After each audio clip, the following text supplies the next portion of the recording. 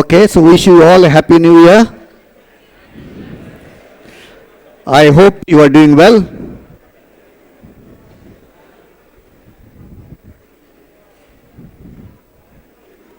Yeah, let's settle down.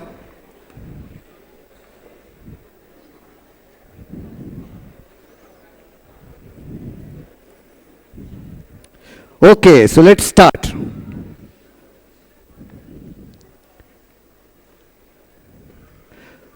Okay, so today,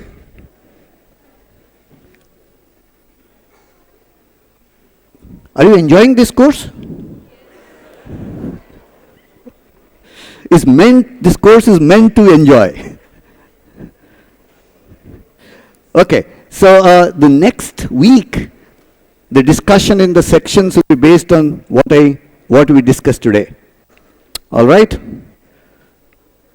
All right, let me start. Settle down. Everybody has a seat. Okay. Do you all love technology? Raise your hands, all who love technology. Not everybody is raising hands. Okay. I'm using a pretty loaded word called loving technology. Right? You can say, why love? I might like it. Or I might dislike it. But all of you have your smartphones in your hands, right? You know how much of technology is there in your mutti?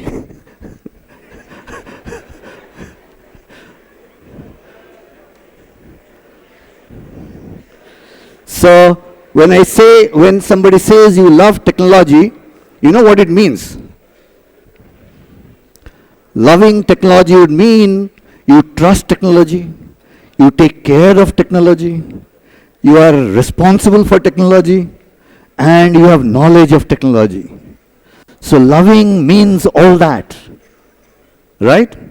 So all of you love technology? Do you trust technology? Yeah, then some answers as heads are going this way. All right, so we'll talk about it. As in this course, in this lecture, we don't teach anything. In this course, we don't teach anything. We just sensitize you to questions. Questions that I may not have answers, that you may not have answers now, but we want to implant those questions in your brain so that you carry them all through your stay here and your life. So today what I'll do is just ask few of the questions and not answer them. Okay? And that's what we have been doing all in this course. And maybe I'll do this to keep it not very heavy through stories. So we'll ask questions, and we'll ask questions by telling you some of the stories. All right? Ready? Okay, so let's go. So I have termed it as man, machine, and morals. That's all technology is all about. So is talking about technology and ethics. Ultimately, it's a very simple thing. What is good technology? Right?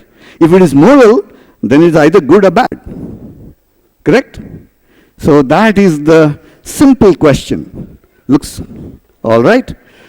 All right.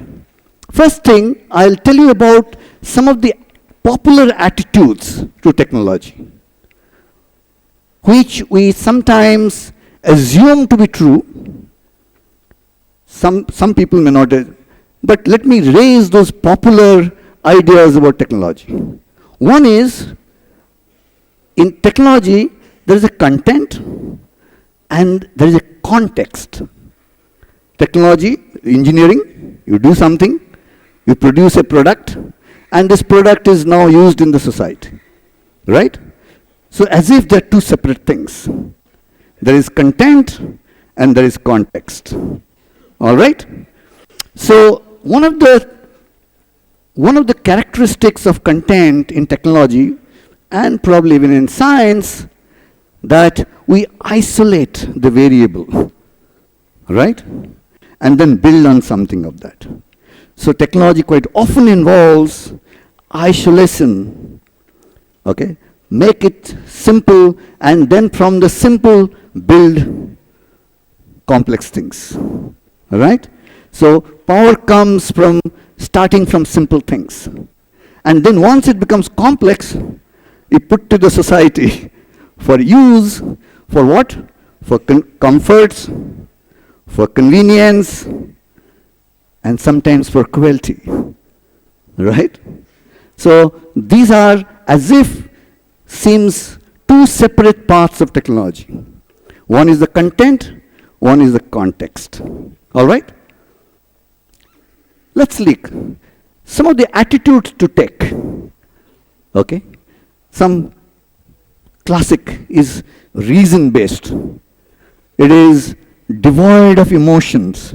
So there are two attitudes to, and we have had many movements in the past which are counterculture movements. Okay, you would have heard about the hippie culture of 60s, right? It was against technology. They had seen lots of wars, they had seen lots of uses of technology. So there are attitudes that it is classic, the other is romantic, right? View of life. So as if there is a separation between technology being rational and technology being against emotion. I'm not saying this is true. I'm saying these are popular attitudes. Is that right? Okay. Technology is a tool, right? You can, this is the high school version of technology and ethics, right? It's a knife.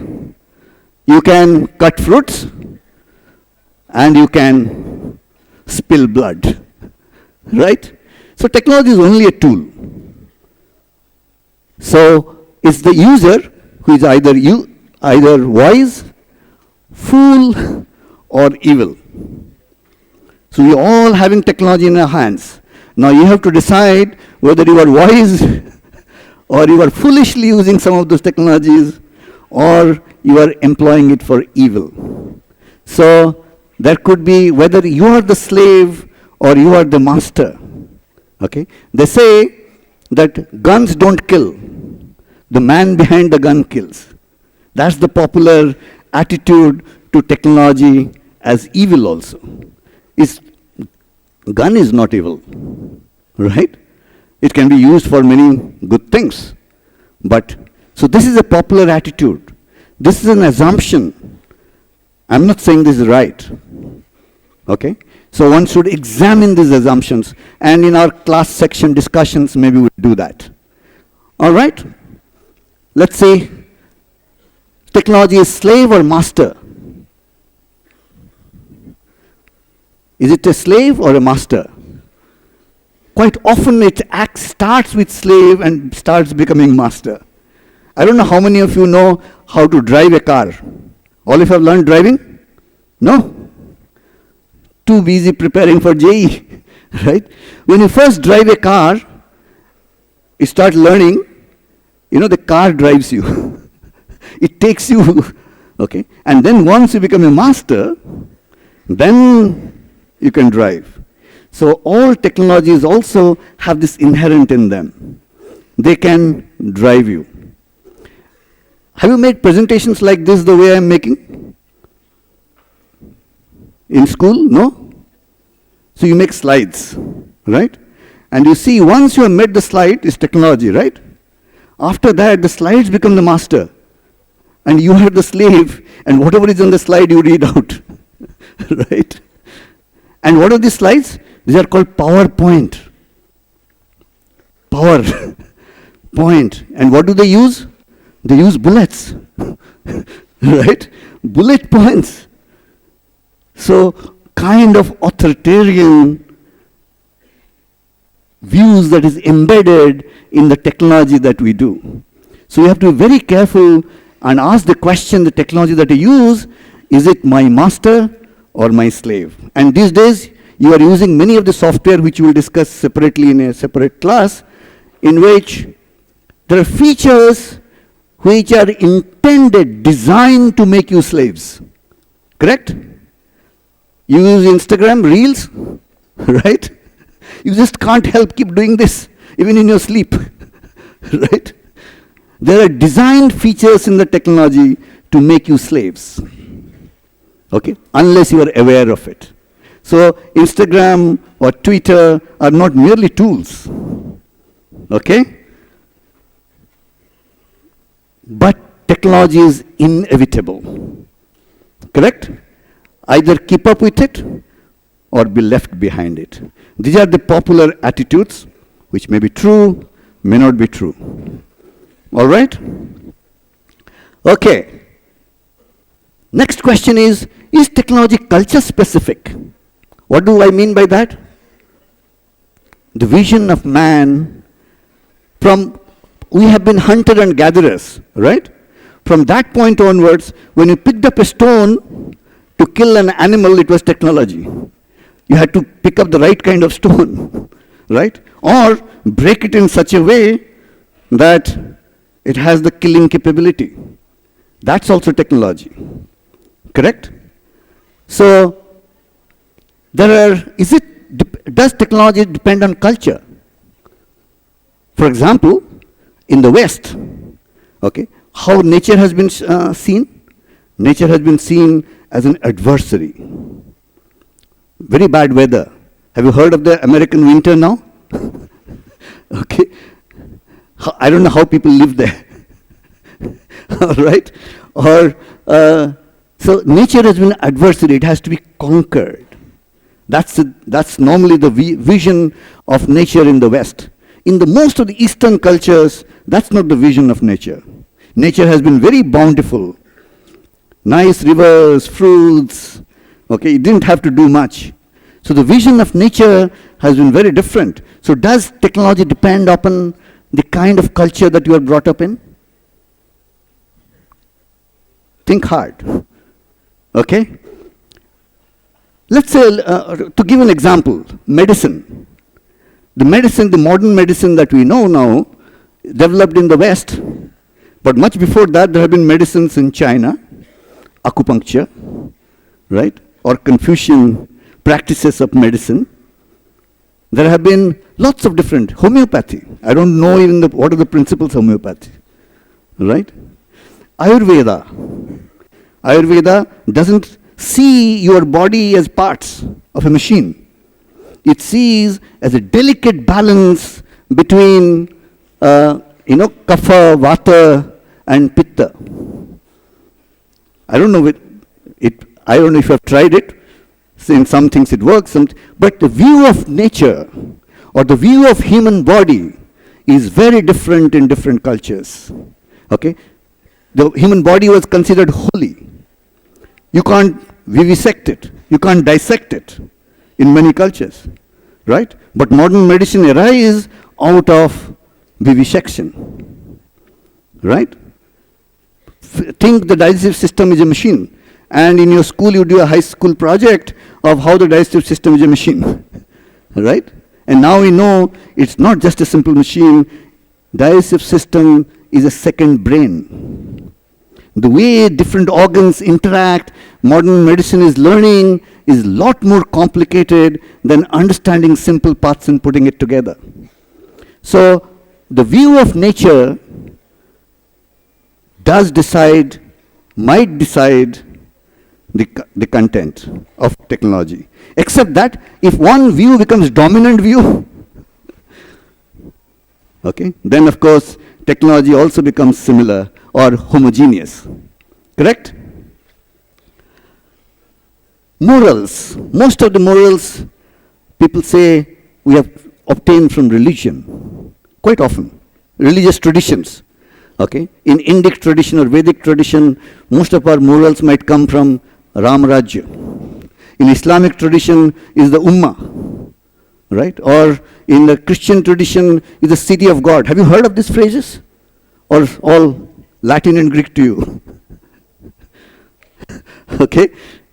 All right. So there is a Buddhist. So does technology is determined by culture? That's a question. I'm just asking a question. I'll leave you the question with that. Okay? Has technology value? We have discussed in our classes about ethics, virtue ethics, right? And we've discussed lots of virtues. Is a piece of product has some value, or is just some manipulated matter? Okay. Is technology has no value, or is it has values? Is a question. Or technically one say, is it value neutral, or is it only the user has values? What about the designer of the technology? Somebody has designed that technology, right? Does he have values? How are those values transmitted into that product? It's a question. Okay? I'm leaving you with. So it's engineering, so it's value neutral. Or technology is always an intent. It's a product. And it evolves. And hence, if your values are there, then morals are into the product itself. It might be in intrinsic property of that technology. Questions. Okay? So inventors' morals can be there. So technology raises questions of human values, then technology is value-laden. So in one sense, technology is value neutral, because I am a technical person, I just design what I am told to. There's an objective function and I just optimize it. That's my technical expertise. But what is that? Who gave me that objective function? Okay? All right. Technology is a Trojan horse. You are familiar with clickbait, right? Clickbait? You click and then you are into the trap. Right? That's typical Trojan horse. So technology, if it is value-laden, if a technology has been produced in some country and then it is implanted into another, then it reproduces not just the users of that technology, but the society of that technology. You are familiar with Trojan horse, right? The story of Troy and Helen, right? So every product of technology might have those hidden soldiers in them, okay, who will come out when it comes to another society and change that society, right? And that is why it is important to talk about technology and ethics, all right? The other part is you just control the consequences. Why is there this? I want. Yeah, please stop talking. Okay. The control from origin to its organization of a technology. Can we control the consequences of technology? When first typewriter was what was it meant for? For people who couldn't write, hard of hearing, visually impaired. That was, and then look at its consequences. So first consequence could be, it's meant for people who have a handicap. That was what was meant for. And now, you are still typing. ASDF, the way it is organized, comes from that era. Why is it organized that way? Why not A, B, C, D, E, F, G, H? Have you worried about it? Why is ASDF on this side? Okay, so it has origin, but where has the technology gone? You are still typing. The typewriter might have gone, right? But when you type text, you are still typing. The first car was meant for patients to take oxygen. Okay? The first internet was meant for physicists to talk about experiments, very complex experiments. The first lasers, when they were invented, they didn't know what the solution was. They had a solution without a problem. And now, everywhere there are lasers. from your music system to medicine to know whatever. When they were first invented, they said it's a solution searching for a problem, right? Let's look at X-rays. It was supposed to be, it was so unknown that it was called X. It was an unknown entity. In those 15 days of December when X-rays were invented, it is a blackening of some photographic plates. Okay? Within those 15 days, he had already used it to take the bone structure of his wife. Right? So, origin of the technology, knowledge and its application is within days sometimes, even in those earlier days. So where will that origin take you? You never know. So it's a very, if you look at the consequences or the utility alone, then it takes, can you control technology by just looking at consequences? Its consequences feeds through all kinds of things. All right? So technology is in some sense a DNA of a society. Just like DNA, it reproduces the organism. So similarly, technology is the DNA of a society. That's what I say called this truth. I'm saying the same thing in many different ways. All right? So it's like two strands of the DNA. You're familiar with it? Some people are asking me, why am I doing life sciences, life courses? It's extremely important. Okay? So one strand is technology. The other strand is mythology, from wherever we obtain our background, for a cultural background. I have used the word mythology. Mythology comes from myth. Myth is supposed to be unreal, but it has real implications. People can do lots of things because of mythology. Their motives come from mythology. So mythology is not false. It might not be real. It might be myth. And our morals come from these two strands of technology. But what is the impact of technology on the society? It's like technology needing the society. Now the rate at which technology is increasing, it looks like society is getting needed. Are we the masters or technology is needing the society like, right? That's the question we are discussing. I'll take you to stories. First thing, have you heard of human organoids? Now brains are being developed. This is a little old story, 2018, in the Petri dish.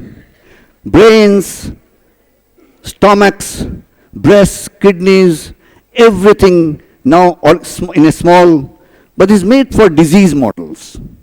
Okay? Or you can see the brains being assembled layer by layer. This is nature, this is a scientific journal. This is not science fiction. One is doing that. Right? So human organoids are being made. It is not merely for convenience. Right? Have you heard of IVF? In vitro fertilization? That was given Nobel Prize to Robert Edwards in 2010. So this was meant for childless couples. Correct? Now what is it? It's actually a way of planning career for many women. So the consequences of the kind of technology that we can be deep impacts on society. These two also got a Nobel Prize. Can anybody tell me why they got a Nobel Prize? Sorry? CRISPR. Correct. So this was 2020. All right, so what is that? That is editing the DNA, the CRISPR technology. Okay? So you can see the kind of power that is coming, and what is science and what is technology is getting. This is Nobel Prize in medicine. Okay? And then what does that lead to? That lead to this person in 2018 a Chinese scientist, he edited human genome to make, there are parents which are HIV infected. So he wanted to make HIV resistant babies. So he edited human genome, and the story of Lula and Nana, and the 3 babies were born, okay, and he did that. 150 Chinese scientists themselves opposed it. And he was in jail. He just came out of jail. He thought he was going to get a Nobel Prize. Okay? He was from Rice University, went to Stanford, went back to China, and he said, if I can edit and make babies, I'll get a Nobel Prize, and I'll make the world HIV proof. He had to go to jail. He just came back from jail in April 2022. That's the power of having, do these have ethical implications? The rate at which technology is going and the implications of technology, I'm just trying to make you sensitize to that. That is, of course, one started, now we have actually used the same editing technology to, this is a disease in which a bad protein is produced and that kills you. And that can be now, if you edit the gene, okay, you can actually correct it. All right? Human enhancement. Human enhancement has technological alteration of human body and mind. That is, brain or neuroimplants. Is the man merging with machines? It's actual both emerging technology and speculative technology. Correct? So, would you, in some years, maybe what will happen is, somebody will ask and say, to crack JE, give me an implant. Right? Okay? So, a chip might be available to get it implanted in the brain to crack JE. Very specific. Would you like that? Or there are other kinds of enhancements, nootropic,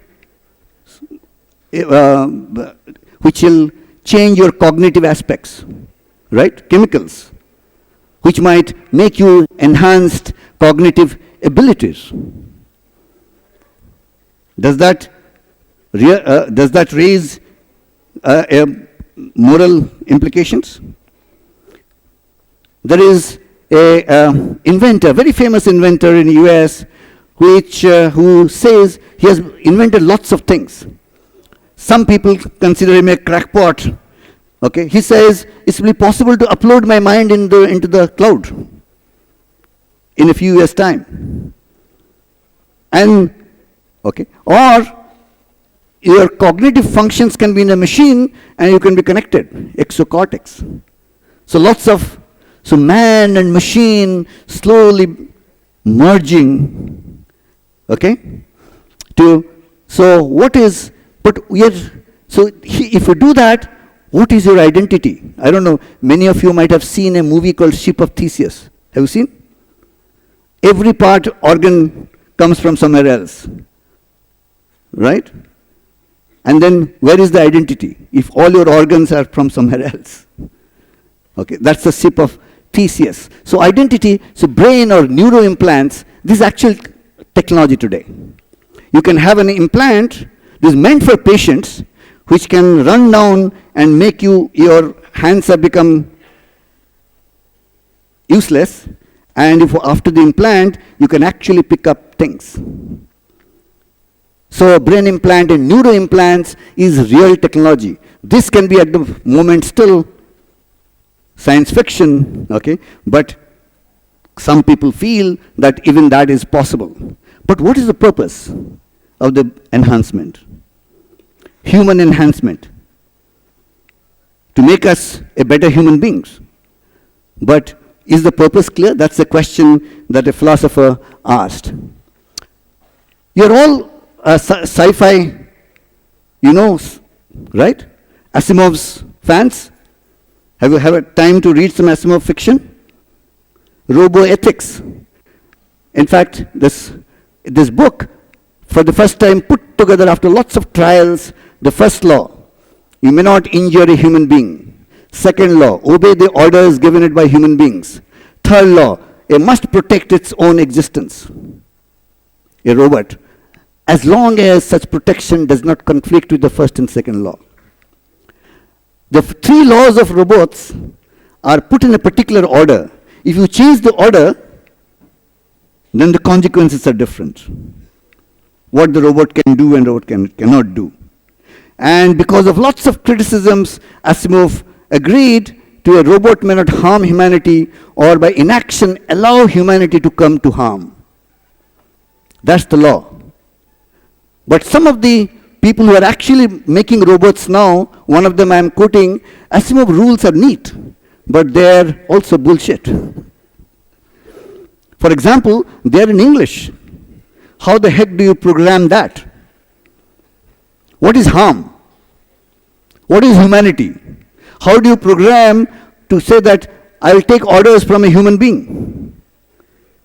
Who is a human being? Which actions call me harm? Is there a difference between harming and causing wrong? I'll be wronged. Is there a difference? Is there a connotation difference between the two? How would the machine know?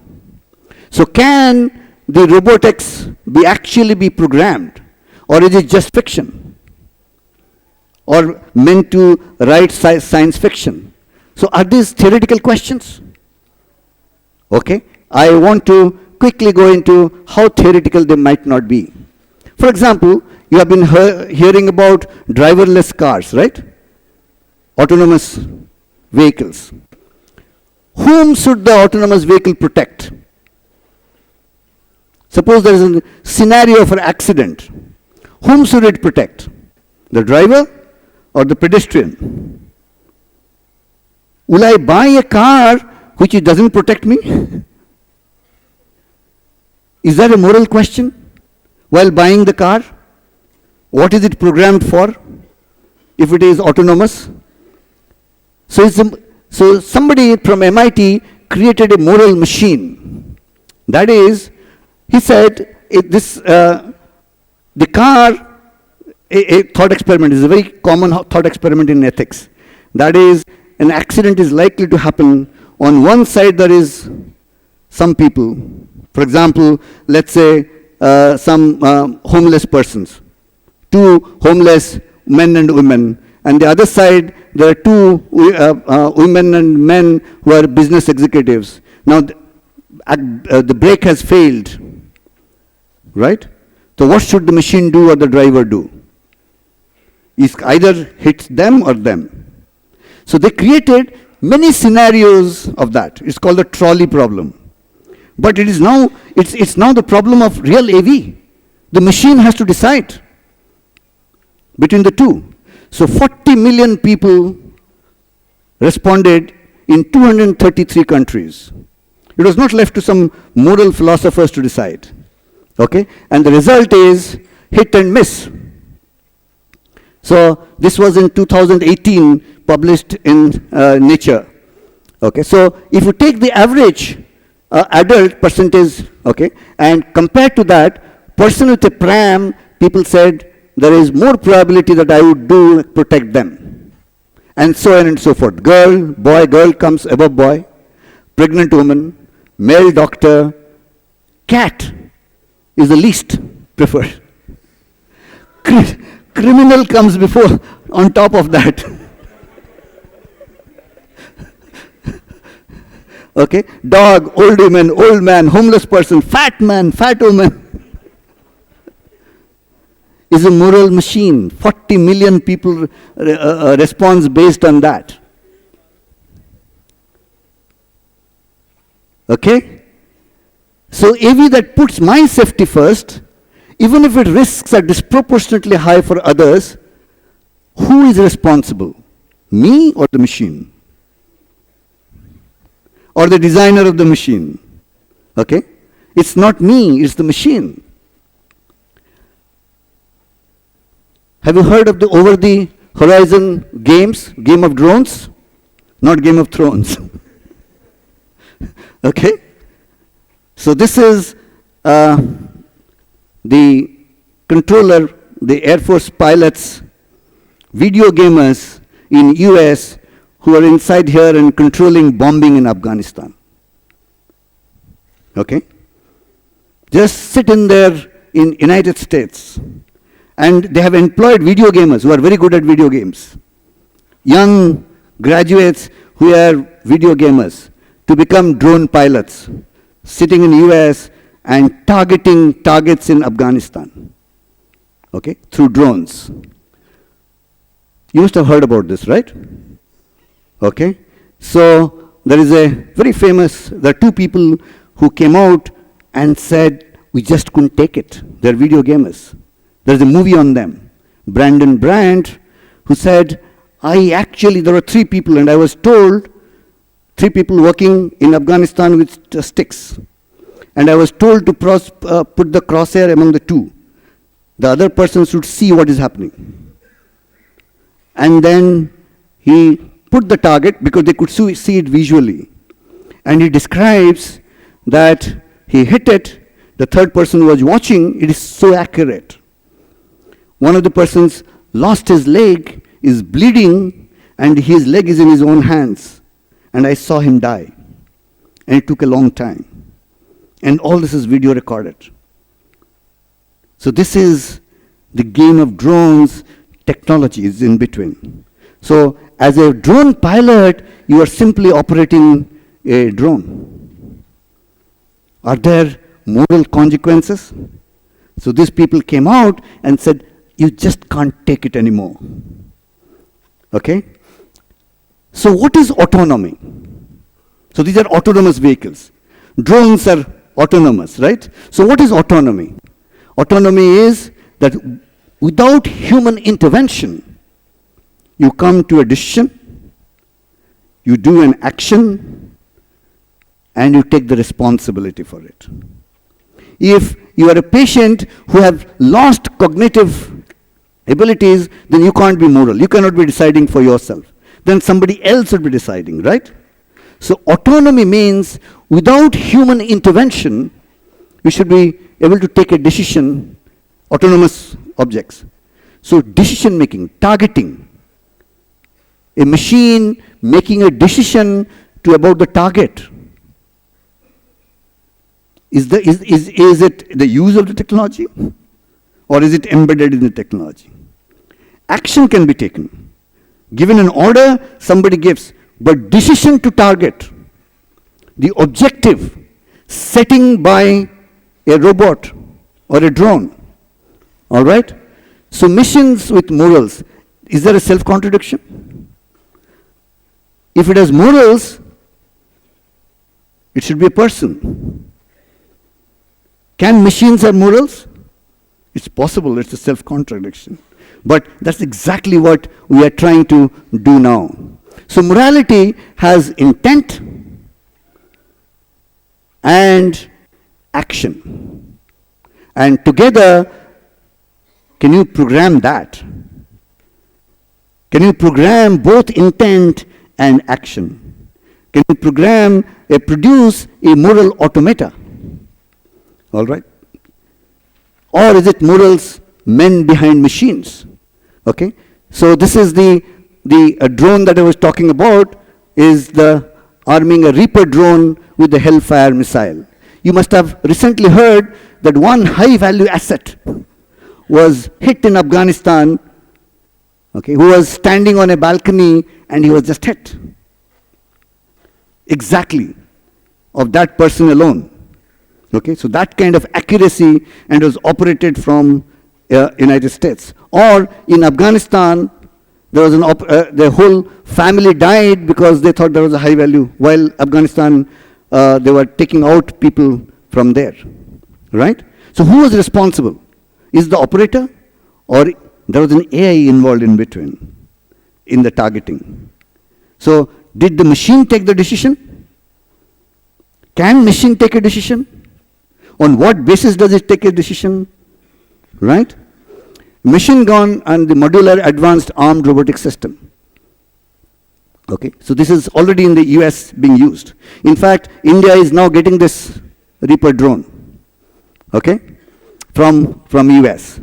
This is a Reaper drone, okay, which is actually an AI machine, and so lethal, autonomous target, the question of life and death, the AI can decide. There are lots of non-lethal uses, of course, okay, which is fine. Mining, reconnaissance, disposal of bombs, and things like that. But is it has been doing, okay, autonomous targeting. That is, given some criteria, it tells you whom to target. That is, technologies to figure out whether it is a discriminate between friend and foe. And those technologies are becoming a part of the AI machines which are in warfare. So it is discrimination, identification of friend or foe. Proportionality. The AI itself will decide how much of collateral damage. My target is here, but there are people around in a meeting, and I am going to kill him. So is 10 people collateral damage is fine? 100 people or 0? Okay, so can that be programmed? Who takes the decision on the spot? These are millisecond decisions. Okay, so proportionality, responsibility, whose decision? Suppose there is an error. Is it the machine who has to be held responsible? Whose liability? Can you punish the AI? What punishment will give you if it causes an error? These are the moral underpinnings of technology. And they're real, they're now. They're not science fiction. All right? How many have you heard of this OpenAI? How many of you have account on ChatGPT now?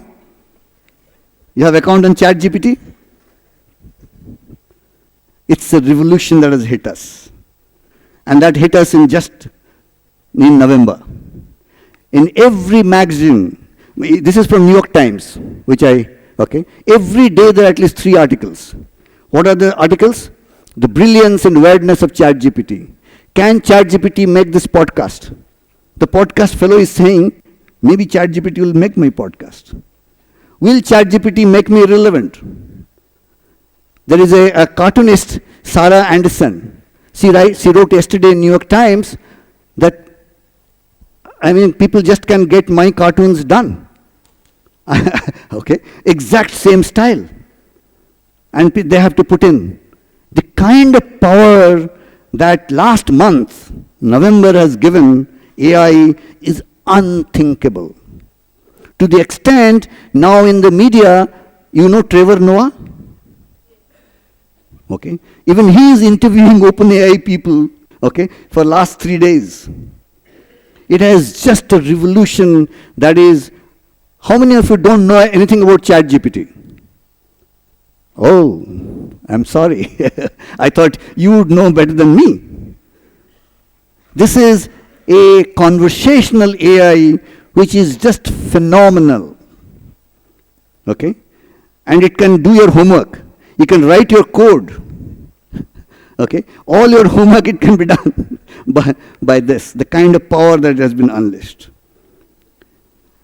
Okay, I'll tell you more about it. So not just this OpenAI organization, I think this is going to completely wipe out maybe things like Google and Amazon's Siri and your Alexa. These are like babies in front of this.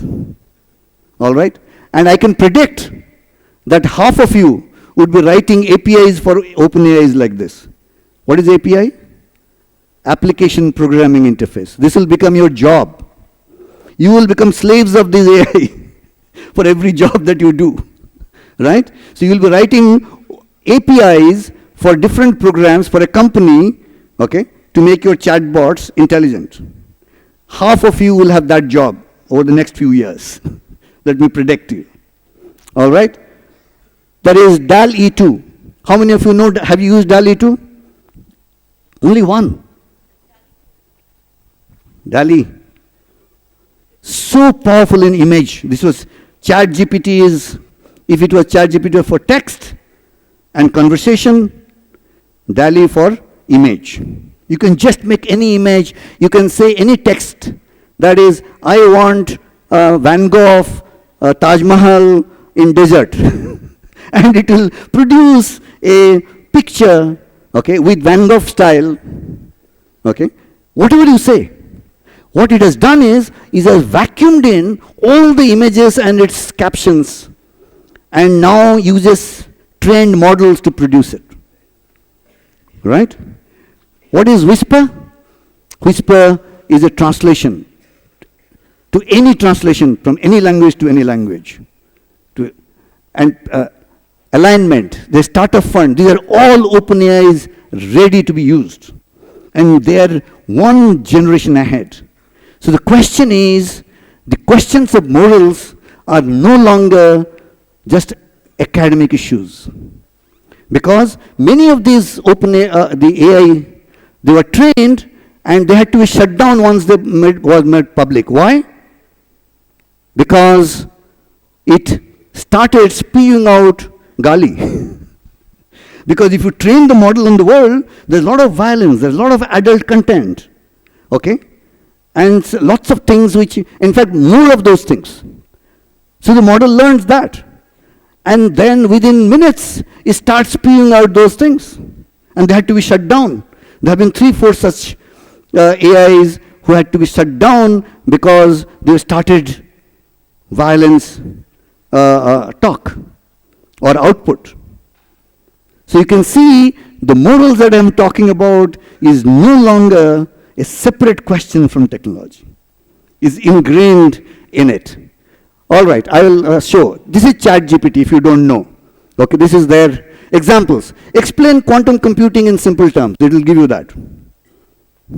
Okay. Got any creative ideas for a 10-year-old's birthday? In fact, yesterday in New York Times, there was an article in which for Thanksgiving, somebody tried original recipes for Thanksgiving. And ChatGPT gave that. And they tried out. And they have reviewed that. Okay? So that's the power. So the question that you use, anything, compare, there was a moral philosopher, I was trying that. Immanuel Kant and Bentham, their moral philosophy. And look, and the full essay on what Kant said, what Bentham said, and the comparison between the two. In no time. And you have to have a Turing machine to figure out it was done by a or another AI to figure out it was done by AI. What is the fate of home assignments in school on essays? Okay, you just can type in, and at the moment it's free, but I think a couple of months later you'll have to pay for it. Okay, and that's the capabilities. It remembers what user said earlier in the conversation, allows user to provide follow-up corrections. Okay, so limitations. This is what moral comes in. May occasionally generate incorrect information, occasionally.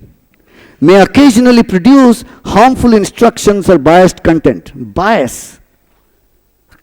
So bias is ingrained in the technology. Bias meaning, let's say, white and black, Latino, Asians. Okay, the kind of information that has been gotten in, it will get biased by, let's say, Caucasian and Asian. So biased content might come in, right? Limited knowledge of world and events after 2021, because they were programming it, everything that was before 2021. But that can keep on going on. This is their own declaration, all right? So DALL-E 2. So DALL-E 2, I would like to, of course it can produce any kind of image. You have to just try it out. But preventing harmful generation.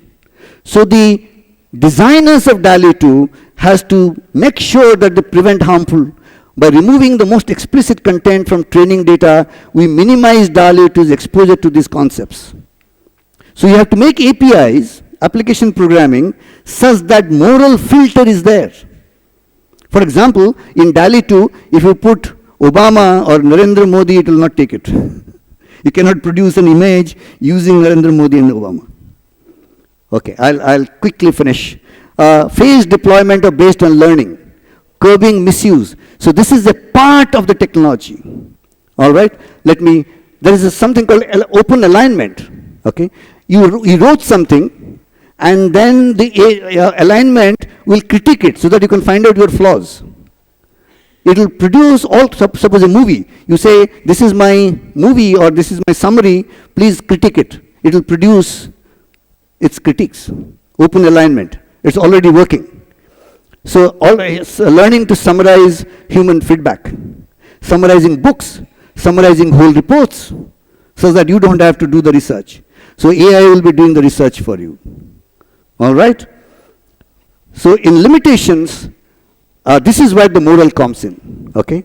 The model is often excessively verbose, clarifying questions, made efforts, plausible sounding but incorrect, nonsensical answers. You would not know when it was plausible and what was implausible. So the moral is right within the AI technology.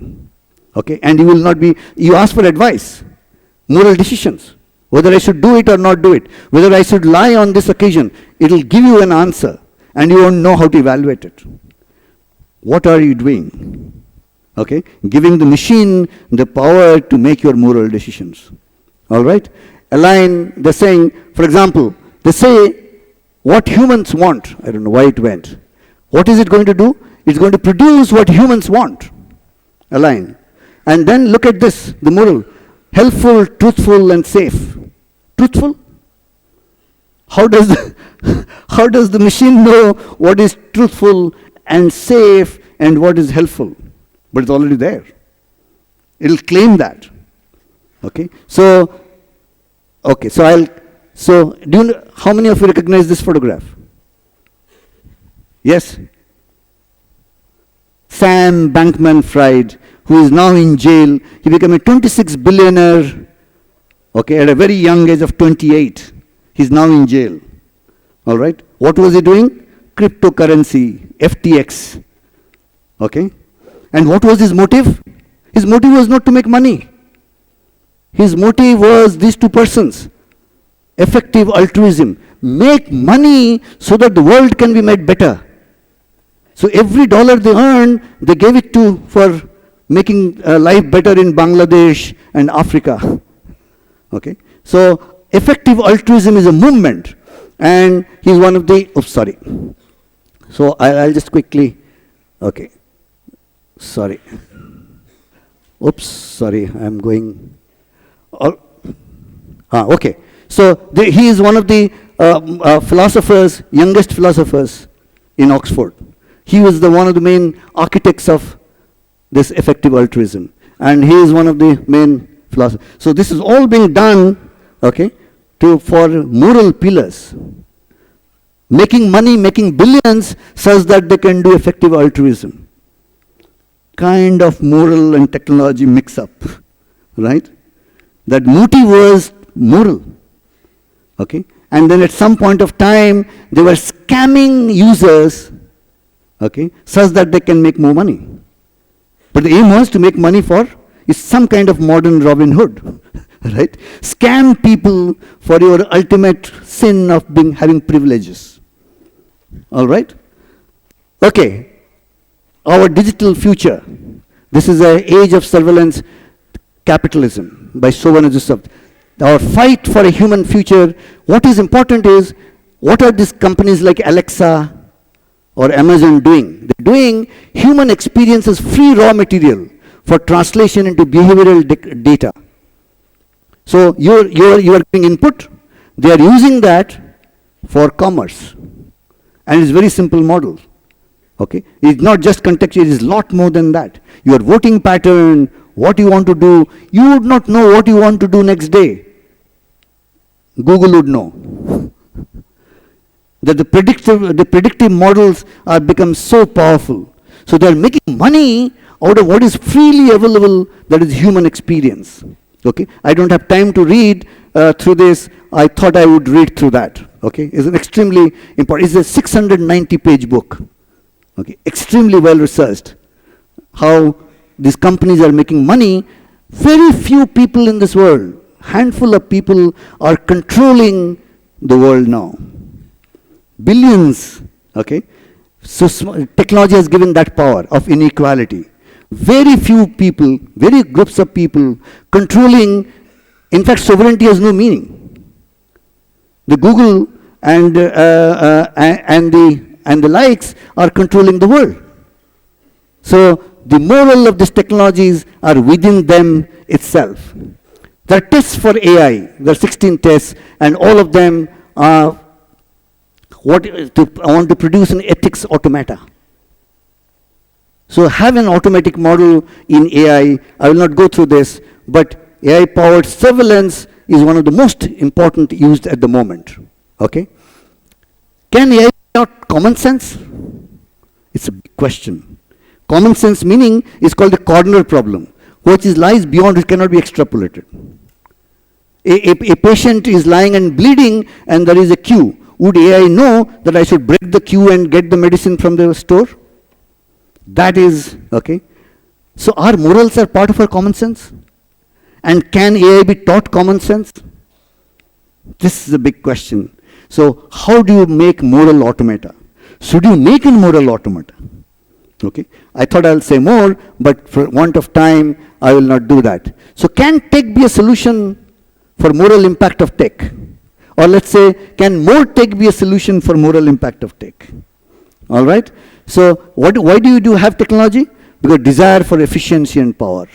But our concept of efficiency and power keeps changing. What is efficiency, right? So you do S&T, technology, so desire for efficiency will give you S&T, and that produces power and efficiency. That's the thing that we have been doing so far. But with a little delay, we know the side effects. Okay, environment, loss of community, loss of tradition, the tech divide. What is probably ignored is this cycle, that desire for power. If you some delay, you would get to human wisdom, which is integrated, emotional, mental. See, initial technology was to make it physically convenient, but now it has gone from physical convenience to mental capture.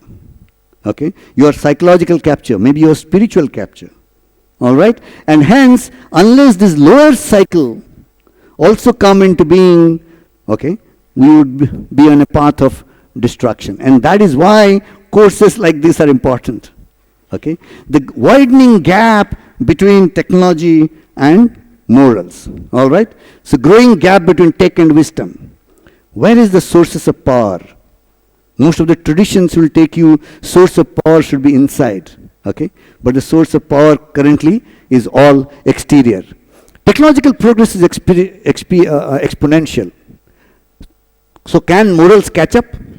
Because in technology, do first, debate later. Right? You have created a technology and then so now debate whether it is moral or not. Okay, by that time it has gone out of your hands. All right? Or this is something used in software. All the software professionals know. Move fast and break. That is, make models and break them as quickly as possible, such that you know what is the error. Okay? And that is now coming to all technologies. Move first and break things, such that you can make it. All right? So now I leave it to you, after saying all this, to think it over. I said I will not give you answers. Okay? There is this person who is known to be a big philosopher of technology. Okay, Martin Heidegger. So I'll just leave you things to munch over. Okay, he says the essence of technology is not technological at all. I would not expound it. Okay, technology is a way of revealing. Revealing what? Reality. Unconcealment. That is, technology forces reality to be produced in your own way. Okay, so reality is raw material, so human beings also can become raw material, right? That's a very difficult philosopher, but amid tremendous contributions. So please look at technology as a way of revealing. It's not just a tool. Revealing reality. In fact, in most Sanskrit texts, the same thing is also said about technology. I will end it by saying technology without morality is barbarous, and morality without technology is impotent. Okay? Who said this? Is one of the famous physicists. I don't know if you've heard of Freeman Dyson. All right? Somebody who knew maths, physics, technology, and all sorts of things. Okay? And so, finally, we are trying to tireless striving towards perfection. But what is perfection? Is it human enhancement? Is it AI? All right? So, as Tagore says, where the clear stream of reason has lost its way. In technology development, has the clear stream of reason lost its way somewhere? Into the dreary desert sand of dead habit? Could it be more technology, and more technology could be that desert? All right? So some of these issues we will discuss next week. This week, you will be speaking for 3 minutes about your home assignment in your classes. Your home assignment, I have seen most of you have submitted it. You will have to speak for 3 minutes about your home assignment in this week. Next week, we in the home assignment will discuss some of these issues. I just threw the issues, but you have to think it over and discuss. That's more important, right? And you cannot arrive at conclusions quickly. You have to wrestle with them for quite some time to come to terms with them and take a position. And this will be especially for this generation. I don't know, what are you generation? Z? Z, okay, right? So, I don't know, after that, what will be the generation? A, again, Alpha, Alpha generation. So, for the G generation, this issue of machine and morals is no longer academic, philosophic. This will be a work ethic right away from the day one. And that is why is a course like this. Thank you. Any questions? I can answer.